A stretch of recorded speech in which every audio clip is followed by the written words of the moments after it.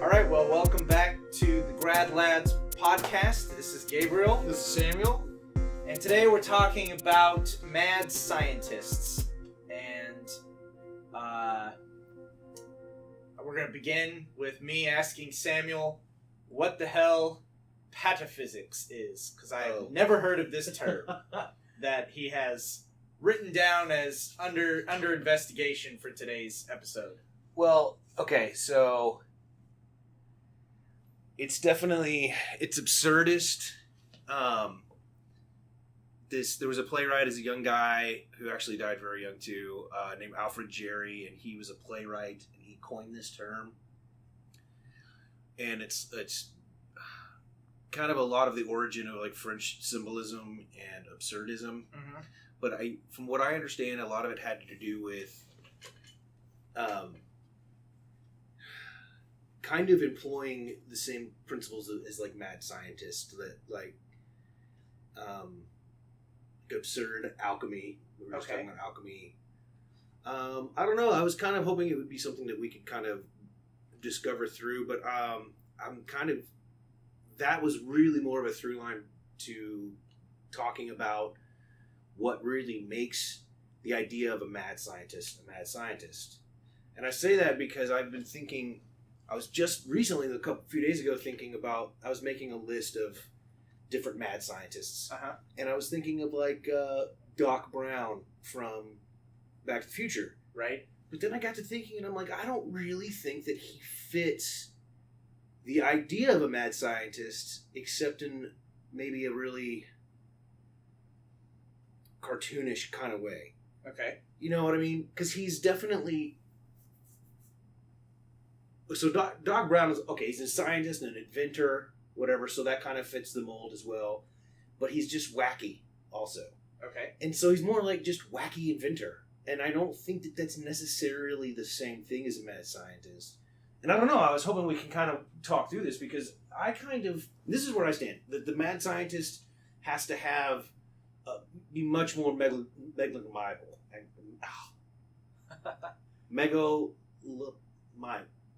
Megalomania, has megalomania. You know what I'm saying? Yes. There has to be, to me, that's what makes the madness of the mad scientist is in the divorce from a social reason. Oh, okay. Do you see what I'm saying? Yeah. Like the God complex in Frankenstein, like the wanting to create life to be God of a new creation. So that's what makes him a mad scientist. It's not his creation. And then I started thinking, well, then maybe it has to also do with the idea of creation. And so a mad scientist maybe is instead defined by what they create, if it falls into a particular kind of vein. So no, I've got different ideas. I was going to kind of bounce off and see what you think. Right. So I wonder, you mentioned absurdism, and in absurdism, in part, there's this kind of like conjoining of sort of disparate elements. You know, Frankenstein is, or his monster is cobbled together from a bunch of different people, and in surrealism and other sort of absurdist art forms, you have things that don't go together being put together and conjoined, and you have monsters or freaks. So I wonder if that is the measure of the mad scientist, because I guess I always would have assumed Doc Brown is a mad scientist, but if just in the moment that you've said that you don't see him as a mad scientist, well, that feels right somehow. Yeah, I mean, I'm not absolute on that. I only say that because of the different. Because I had mentioned those two veins before that I think might define what we consider to be a mad scientist. Mm-hmm. And if that's either of those is the case, I don't know that he falls under either, unless you consider just the very act of creating a time machine itself is megalomaniac. Crazy. It's points crazy. to his because you're wanting to change. It's a God complex thing. You're wanting to change the past or alter it. Although in his case, it wasn't really about altering the past so much as it was more exploratory. Yeah, and it was more just to see if you could do it. It was inventional, and so that's why I'm kind of on the fence about it. Because if there was a particular, like, say it was his wife had died and he wanted to go back in time and change it, which is source material for all kinds of fiction. Right. And right, so in that case, yes, I think that there's a lot more of the mad scientist syndrome because it's wanting to take that godlikeness and impersonate it. You know what I mean? Okay. Through creation. I don't think Doc Brown really does that. Yeah. I mean, I could be wrong about that, but it just seems that way to me. It just seems that the mad scientist in Doc Brown has to do with his zany wackiness. Okay. Well, I don't know. I kind of like the idea that the godlike principle that really defines the mad scientist is the creation of a monster. Okay. Like I think, or I mean, maybe we don't want to call that the mad scientist, but maybe there's a good line to be drawn between mad scientists who create monsters and mad scientists who don't.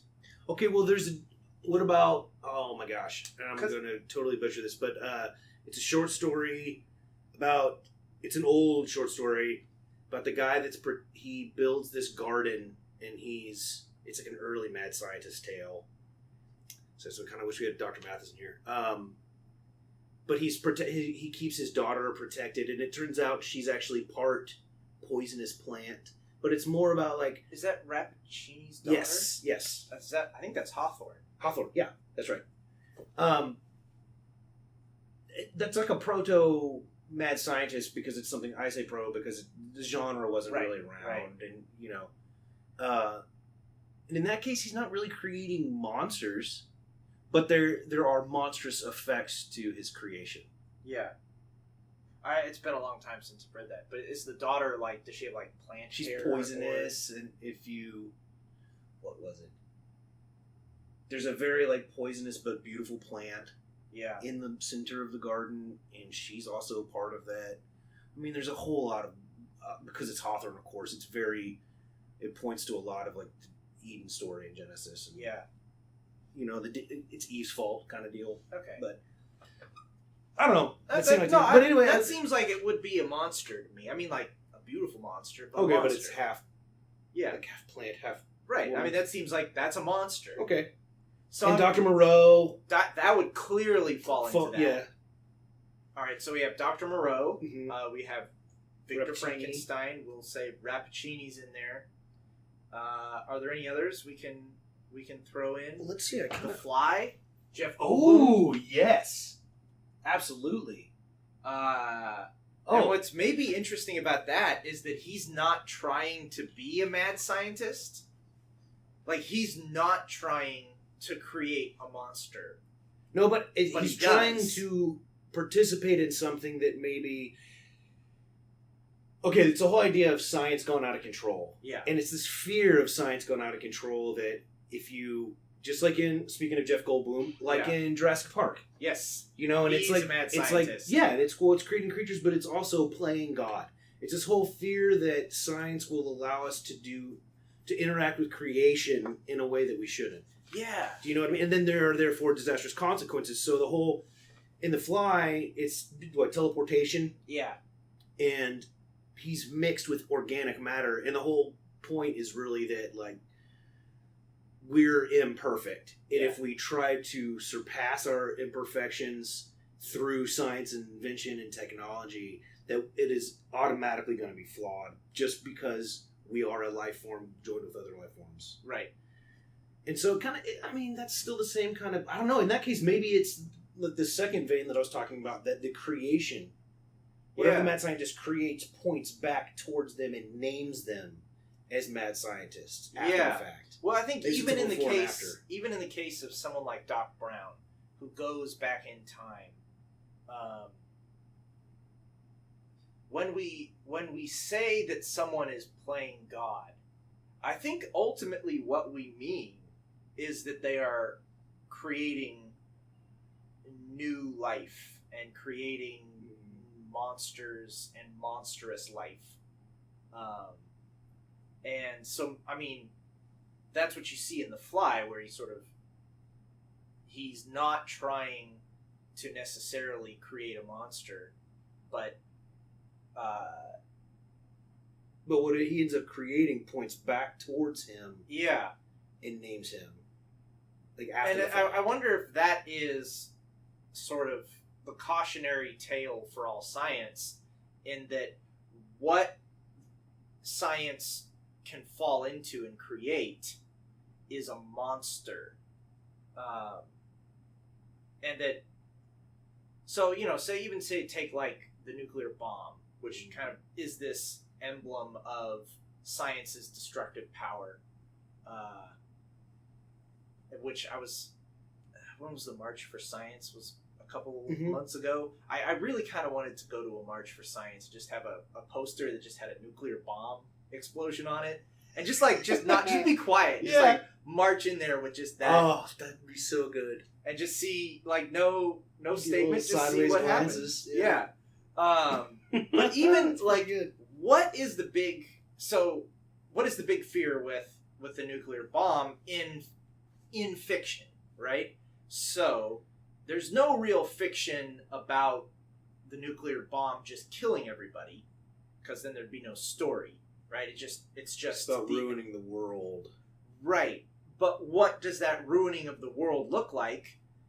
It takes the form of radiation poisoning after the fact, and the creation of mutations and mutants, and a kind of return to impinging on our biological natures and things. So even the nuclear bomb ends up having its negative and destructive nature spoken of in terms of the creation of mutants and monsters. I think that's the post-nuclear world is a world of mutants. Yeah. Did it necessarily? Well, at least in fiction. Mm-hmm. And that's the whole idea of science gone amok, in that doomsday scenario, the in-game nightmare. That's really interesting about the science going out, getting out of control. Like science giving us the atom bomb, but then like it going out of control, and that going out of control is typically figured in terms of the creation of a monster, the mutant, and the mutant. That kind of reminds me too of there's one of the famous doomsday scenarios is the gray goo. Do you know about that? No. So it's basically the creation of nanobots that they can manipulate any atomic form. So any molecule, and because they're so small, they can reformulate them to build themselves. Right. So any material they can come in contact with, they can use to proliferate themselves. So they just become kind of. Do you remember that Futurama episode of where Bender? Did you watch Futurama? Yeah. And Bender can make copies of himself, but they're a little bit smaller each time. And eventually everything becomes Bender. It's kind of like that. It just proliferates. And the nightmare scenario is that once it gets out of control, the universe will just turn into a giant gray goo, a just mass of material that are all the identical same nanobots. Yeah. And it's this idea that science goes out of control and becomes, and basically it's a digital version of the ultimate plague. Yeah. Which is definitely, you see in a lot of the same kind of doomsday fiction. Sure. Again, science got out of control and pointing back towards those who created it. And see, that's what the difference. I think it's the pointing back versus the intentionality. And I think sometimes it can do both, like with Frankenstein. But a lot of times he went into that situation already wanting to be God. Yeah. And that's kind of what made him the mad scientist, as much as his creation pointing back towards him. Right. I don't know, does that follow? Yeah. I'm kind of just exploring it, so. Yeah. Well, I think that's maybe what makes the monster, is that the monster is recognizably not human. Like, recognizably a human, not human. So, and that's the point. That's what points back. That's what convicts in the image of the monster. So what if the scientist becomes the monster, like in The Fly? Yeah. Or I was also thinking, because we we were talking a lot about Burroughs, Dr. Benway, Mm-hmm. because he is a man of science, but he's clearly villainous, and he likes to engage in crazy experimental schemes and stuff, you know? Right. So could that make him, well, especially like in Naked Lunch, him performing like experiments on Are you thinking of the movie?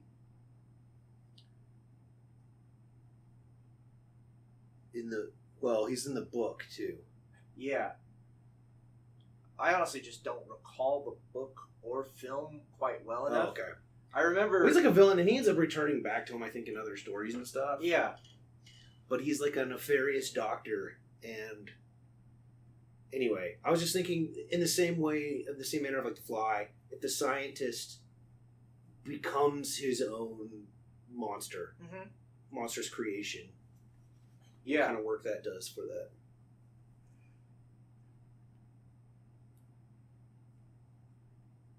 What do you think? I don't know that it would necessarily change it too much. I mean, we might have a nice moralistic pleasure as an audience in seeing the scientist become the monster. Mm-hmm. Like Dr. Octopus. Right.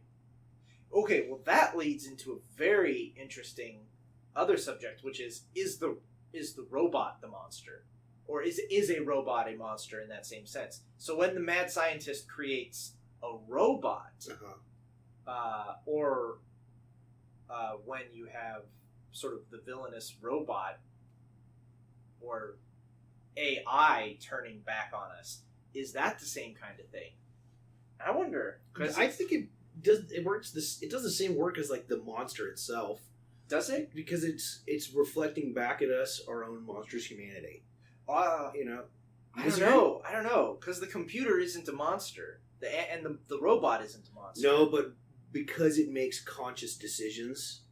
Yeah. That seems human to us. Yeah, but it's non-biological. Like that's the thing, right? There's no distortion. Okay. There's no body horror. A monster seems like it has to have some kind of body horror. You got to have like in the Terminator, where he has a body but he's also a robot.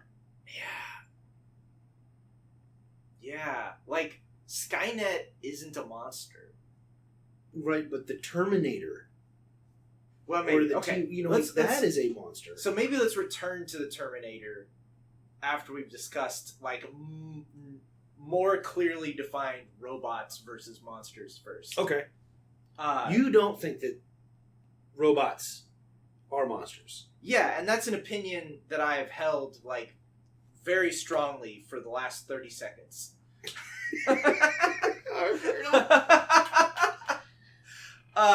But okay, let's hear it out.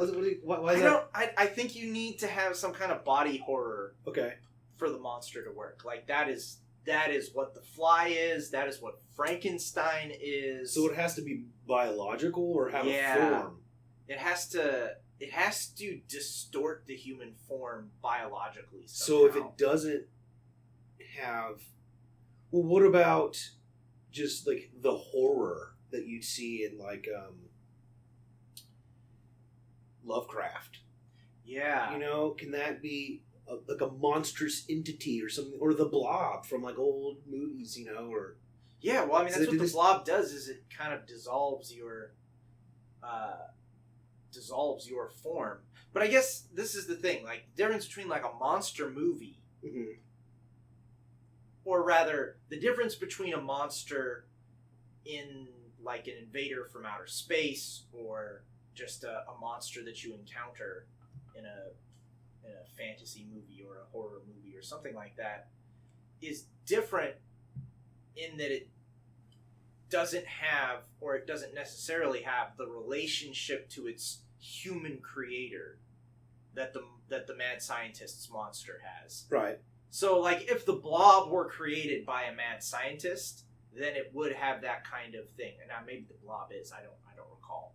I don't either. I don't know. But so that seems to me first off different. Like that's Okay. And then so you take the monster that's created by the mad scientist, and then the evil computer that's created by the mad scientist, or the evil robot or the evil intelligence. Like Hal isn't a monster. Like he does monstrous things, but in the sense of them being really evil. But Hal isn't a monster because he's not biological. There's no distortion, and there's a different kind of convicting. I think there's a that the psychic robot does. resemblance that does a similar work as body horror. Really, Like when something is, like I said, it makes decisions or becomes aware or conscious. mm-hmm. I think that does enough human reflection to do the same kind of, a similar kind of work to body horror. Right. I mean, I agree it's not the same, but to me, they end up holding that same place Right. as a monster would. So yeah, maybe if we're just naming things, they're not strictly a monster, but they're in the same role. Yeah. Within narrative at least. Maybe. But the body horror thing is nice because it's extra abject, like. Right. I don't know that the robot is abject.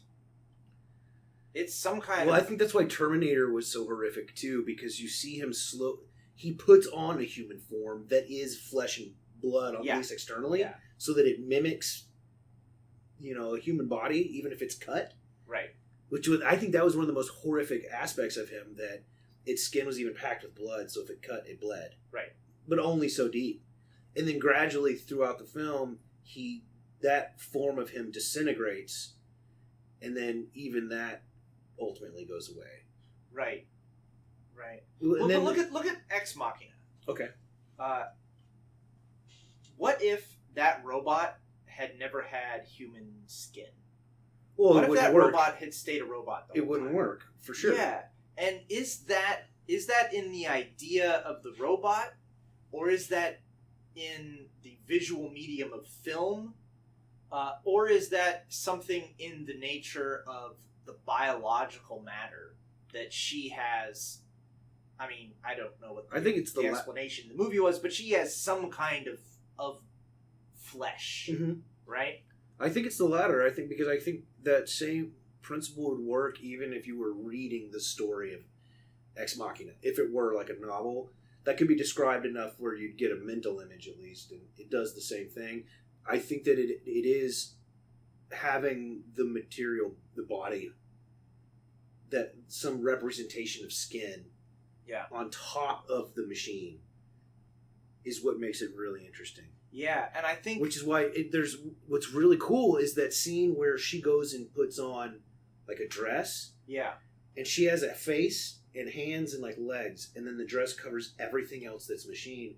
And she comes back for the second part of that interview session, and you can't see any machine at all. And your mind is tricked into thinking that she's absolutely human. Mm-hmm. Whereas otherwise you see like a half and half. In the same way that if she had no skin on, you would automatically just be like, no, absolutely not human, just total robot.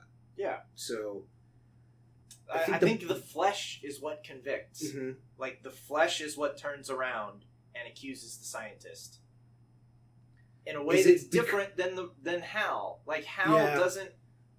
Hal something goes wrong, and maybe there's a foolishness in creating Hal, but... or a foolishness in creating a robot that thinks. So why is it the flesh then? I don't know. Is it because it's the same kind of middle finger to God that we were kind of mentioning earlier? Yeah. Is it because it is heretical? To mess with creation, to try and be godlike by manipulating flesh is like the ultimate impersonation of God. Yeah. Right? That to create man was Anybody who loves God because God created man, Okay. not because above all other things. Uh-huh. You know, people don't worship God because God made everything else, unless they consider first that God made them to be able to appreciate everything. Sure. Right? Sure. So it's that interaction is the most important for man in this relationship with God. So to mimic that and for humans to create something that has flesh, man, yeah, that seems to me like, especially for a religious person, Yeah. it seems like the most heretical thing that you could do. Maybe, okay. So then maybe it is a matter of communion. The monster convicts in a way that the AI doesn't when it has flesh. Or, I mean, the AI, as we said with Ex Machina, the robot can convict when it has flesh too. Mm-hmm. But maybe it's the fact that in flesh is the promise of communion, and in the fleshy monster, there is the implicit promise that we can have or do have a communion with this monster. That when you create a flesh monster, Mm-hmm. you have to live with it, because you are in a kind of communion with it. It can eat you, you can eat it. You can become it, it can become you. Mm. And that's what convicts about the monster that the robot does not, unless the robot has some skin. So is that why the Uncanny Valley works? Yeah, I don't know. No, because of that conviction. Yeah. Do you know what I mean? That Like if the potential for something to become hyper real. Yeah, and that so the danger of the hyper real humanoid face or the humanoid depiction is that if we can be tricked into thinking it has a body, then we abhor it, because if it has a body, we're in some kind of communion with it. Sorry. A little iced tea went on the wrong pipe. That's the flesh convicting you. Yeah, exactly. Damn you, tea. Why did I brew you? Yeah, the gray ooze. See, and then but that is totally different, because now that it's the nightmare scenario, the doomsday idea, I think kind of works for mad science, Mm-hmm. because it's not in a way it's the pointing back, but more of that comes from the people who create that scenario Mm-hmm. do so out of this, maybe not wanting to be God so much, but to reach above their created station. Right. You know what I mean? In some kind of fashion. And maybe that's what makes them mad, is that hubris. Yeah. Yeah, well, you could have... Well, can you have hubris with, like, the man who creates the thinking machine? You know, it's so often that the AI is created by accident that it's Mhm. kind of like hazards of the profession. Mm-hmm. You know, you don't... Tony Stark isn't necessarily a mad scientist for creating...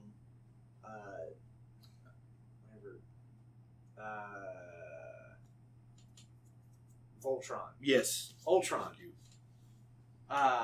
Ultron. Yeah. Not Voltron. That was by accident, right?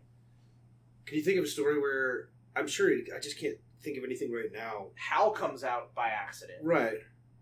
But like the self-created AI. Yeah. I think that that's terrifying too, because then there's nobody to blame directly. Right. There's no intermediary between the one using science and then the outcome. Right. It's just part of the science itself, or the technology becomes self-aware. Right. Is horrifying, because there is no middleman. Because there is no mad scientist. Right. Right. There's nobody exactly to blame. So, in the work of self-identifying, which does more, the mad scientist or the monster? What do you mean? Like when you read Frankenstein,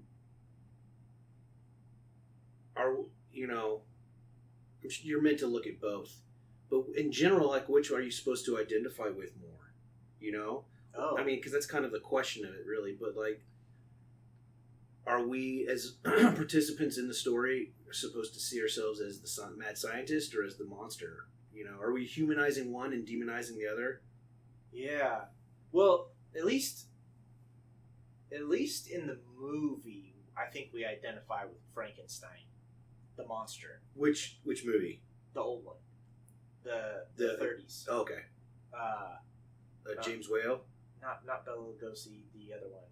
It's James Whale, I think, made that one. Sure, but I mean who's that monster? Oh, that plays the actual Plays the monster. yeah.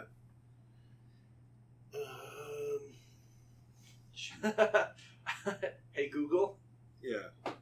I think in that one you identify with the monster because he's outcast. We see that pathetic attempt to like play when he throws the girl in the well and is in the Boris cabin with Karloff. the blind man. Boris Karloff. Yeah.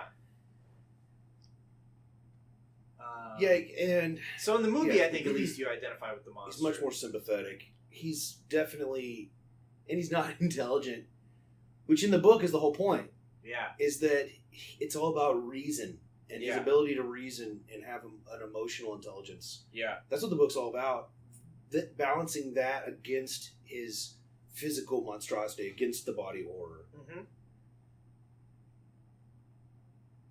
See, that's interesting too, because I wonder if the body horror is made more explicit because of his intelligence. Whereas in something like The Fly, his body horror increases as his intelligence, I guess, as it slightly withers until he just becomes an organic A fly creature. man Yeah. wants to eat people, barf on them, and slurp them up after Yes. they're melted. That movie is Awesome. It is awesome. I saw when I was like maybe 5 years old. I was walking through a room and someone was watching that movie, Mm-hmm. and it was the scene where he snaps the guy's arm in half while they're arm wrestling, Yeah. and that image has stayed with me my entire life. Mm. And I didn't probably see The Fly until much later, my mid-20s. I knew that was the scene. Were you like sweating and anticipating? I knew that it was scene coming. was coming. I knew it was coming. That's awesome. Yeah. So if we're now, because we're not really talking about mad scientists right now. It's more like the idea of the monster. Mm-hmm. I'm thinking now of a really interesting aspect of this are the possession stories. So, like The Exorcist, Okay. right? Because then the human becomes a monster and has nothing to do with science or mad scientists, but there's absolutely body horror. You can't have possession without body horror.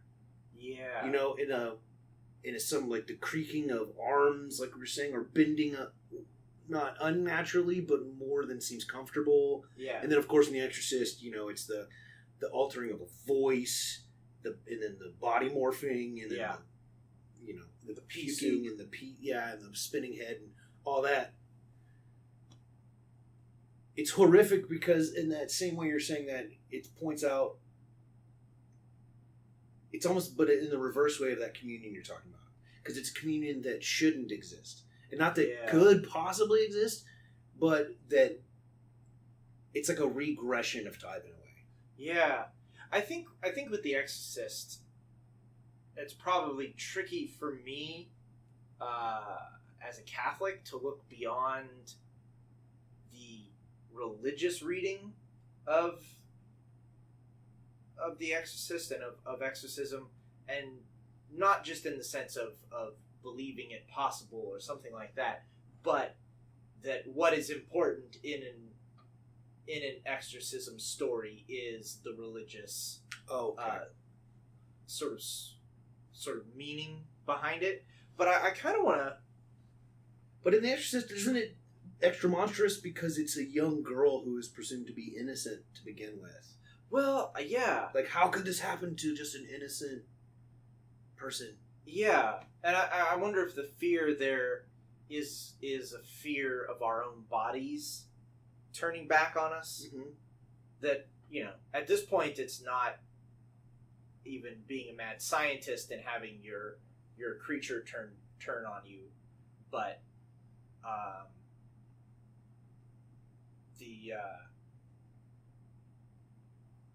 the horror of being a body at all, and just the alienness of having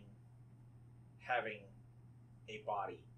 And so, like the threat of the monster, the threat of the flesh beast when you create it, is that you now have some kind of communion with it through physical biological existence, right?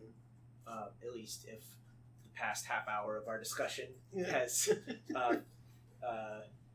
set that out. But maybe there's a level in which the flesh can just always become uncanny. Like at a certain point, you just sort of turn around and realize that we're already sort of in that state of communion with monstrousness in, say, the vulnerabilities of our bodies, in biological functions we're ashamed of, or even like in aging, especially. Or I was thinking puberty, because it's like an accelerated aging, so you can almost like see things happen overnight, or feel them happen overnight, and that can be extra traumatic because it is so accelerated, right? Instead of like waiting for a midlife crisis when you're like looking around and being like, oh shit, I have gray hairs, but it's more immediate. So with something like The Exorcist, there might be this pointing at the role that religion plays in mediating the sort of eternal potential of bodies to be horrifying. Mm-hmm. And that would speak to the fact that she's just a little girl. How could this happen to her? Well, it can happen to her because she has a body. Because it happens to everybody. I mean, our bodies are all essentially little girls in the sense of being vulnerable to things. That's what I assume the image of, a young girl is in that kind of story or in that kind of reading, is that it stands in for vulnerability. And so we are all vulnerable in that sense. So having a body is an extension of original sin in that kind of vein? I'm not like sure. I'm not sure where you're coming from. The horror of having a body. Yeah. And its impossibility to not be anything else except for a body that not only exists but will eventually turn on itself. Well, I guess the inescapability of that is kind of the same as being born into original sin in a religious way. I'm exploring here because we're talking about the idea of the horror of the body of the self in a religious sense. I think in The Exorcist, if it points back toward a kind of original sin, well, that's why the priest can intervene, because as a mediator between what is affecting the body, which is the demon or demons, and is the same metaphorically as original sin affecting us in our own beings, right? And if the priest can mediate between that and the promise of not having to live within the horror of a body eventually. Yeah, I think that's part of it.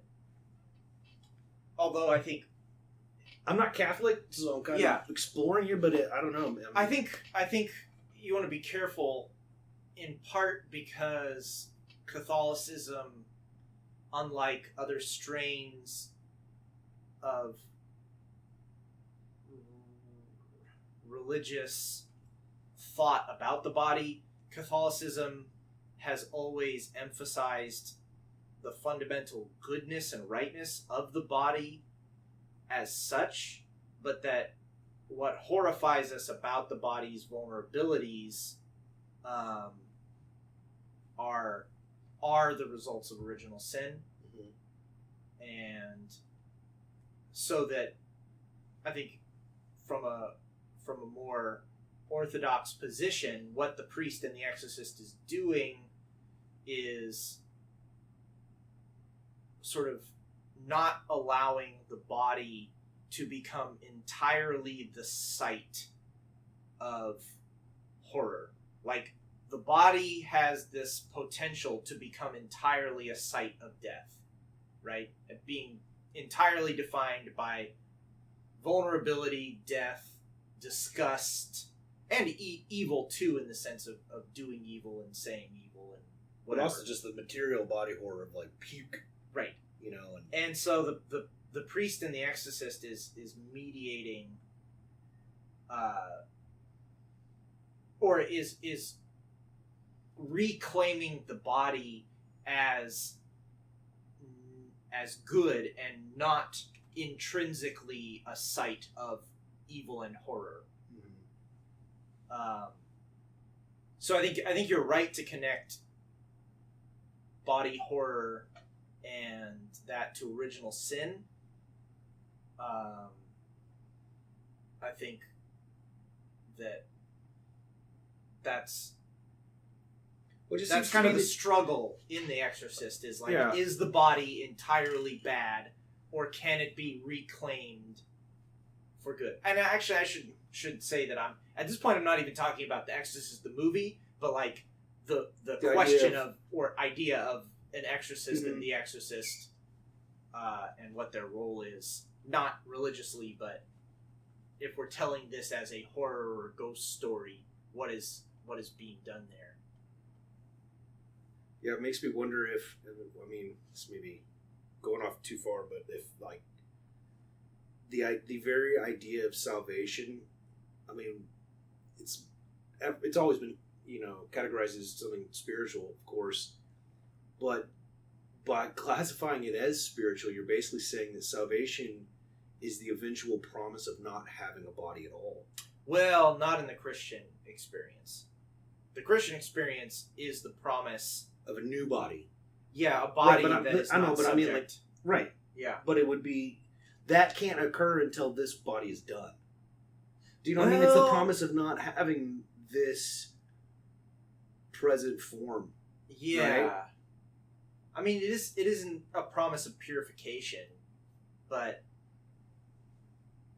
you know. I don't know. I mean, it could be, people have varying degrees of belief on interpretation on that idea. I was just kind of musing out loud if the priest is kind of enacting that whole, you know, as mediator, you're saying, but also as being a stand-in for that promise of salvation. Yeah. Of saying, like, this is basically the body on earth, is the possessed girl that erstwhile innocent, and has now become monstrous. That's basically the tale of being born as human in a human body, right? And the priest is promising salvation, which is a freedom from that monstrosity. Yeah. So it's not like they're there to actually influence the end of your life, but as a representation of the promise of salvation from that kind of life. Yeah. Yeah. Which and a statement that having a body doesn't mean God hates you, which is essentially what the movie Alien says, right? Having a body means God hates you. Oh, really? I don't interpret it that way. Or really? Okay. Yeah. Well, I mean, I guess I would say in light of what we're saying right now, that the alien in Alien is, well, that would be the body of another. I mean, I guess it's born out of a human, but it also was something that was external. It was discovered. It's not something that was innately human. It was something that utilized the human body, you know, as a parasite, right, in order to metamorphose into something else. Right. So I think that that's the human interaction on another body is what is the monstrous act. It's not so much that that the alien is killing them, because in some way that's kind of just its nature. It's like being hunted by wolves or whatever. Yeah. But it's the fact that the humans interfered in another biology, which is almost that kind of madness of mad scientists. You know, by doing that interference on another biological form, which then, you know, obviously immediately reverses and it comes back to literally bite him on the face and not on the ass. Yeah. You know, and then the monster becomes something even more monstrous after that intersection with humanity. Yeah. That's the way that I read Aliens. Okay, interesting. And in one way, I mean, yeah, there's definitely many other readings, but in the way that we're talking about it now, I definitely see it's the human. Again, it's that kind of hubris. You know, we have the technology to fly through space, right? Okay. And we're going to investigate this life form with absolute hubris because we're humans. Yeah, I mean, although, whatever. Of course, the real monster in Alien is the fucking robot who has the friggin' milk blood. Yeah. Which is just the grossest thing in the whole movie to me is Bilbo Baggins' head, like, severed on a table and barfing blood. Yeah. Or no, milk. Barfing milk. Yeah. I mean, it's horrific. Yeah. Oh, man. But that's sort of how I read Alien is that having a body means God hates you, because it means you're vulnerable to all this, and it also means that you are subject to a bunch of biological drives that don't care about you. Okay, now I agree with that for sure. I think it is also meant to say that, you know, I mean, and in some ways, it's an old story. It's capital M man going into the wild, thinking we're better than nature, and realizing that nature is better than us. Yeah, you know, and I think that's a classic story, and that's Alien right there as well. You know, it's just kind of being put back into our place, which is horrific in another different kind of way. So maybe in the way that we're talking about the monster is the android versus like the alien itself just being a beast. Yeah. And it's scary as fuck, but it's not necessarily a monster. It's more just like a creature. Yeah. You know, maybe the blob would be more like that too, just like a scary as fuck creature and not necessarily a monster. Yeah. Because, the alien isn't the first alien in science fiction to reproduce in human bodies or to take over human forms or implant seeds into human beings that take you over from the inside. But yeah, I think there's a lot more going on in Alien than we really have time to talk about. Yeah, anyway, absolutely. Was there anything else you wanted to touch on? Well, wrap up here. You mentioned something that I thought was interesting. You talked about salvation as the promise of being without a body. I'm curious, are there hells or damnations that are simply being without a body? Oh. And are those the existences of robots? And is that what it means to exist as an AI? Is to not have a body. There's one, I think... Is that the horror of AI? I guess is my question. Is being human without a body? Being human without a body. Is it kind of the opposite or yeah, because we put so much of our humanity monster in our body. Yeah. The ability to touch and interact. I have no mouth, yet I must scream. Yeah. So I wonder, maybe the robot represents an alternate fear of being without a body, rather than the fear of having a body, or the horror of having a body. It's the horror of being alive and not having a body. Yeah. That's interesting. I mean, we may be afraid that all we are is our bodies, but then we might also be afraid that we aren't our bodies, which is another thing. Huh. I don't have an answer to that. I thought I'd bring it up. Do you think that's why Darth Vader utters a primal scream. Oh, This yeah. is being formed in episode 3. Yeah. Because we didn't even talk about Vader, because he's a great...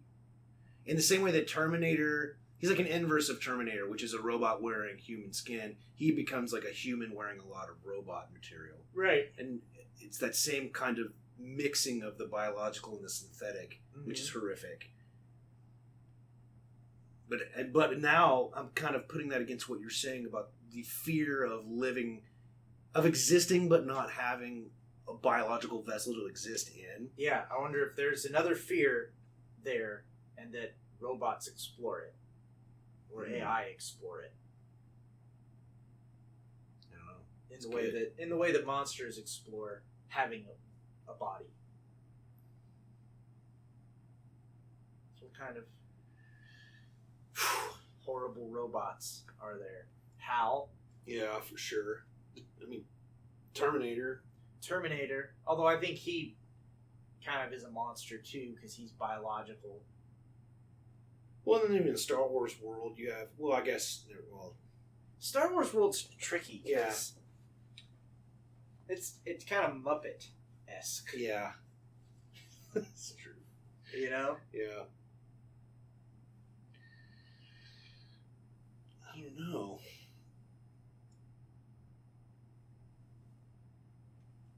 Well, we can always return to this. Yeah, we later, can. too. You know, the mystery doesn't have to be solved. It's The true. Grad Lads in the case of the scary robot. I could have done better than that.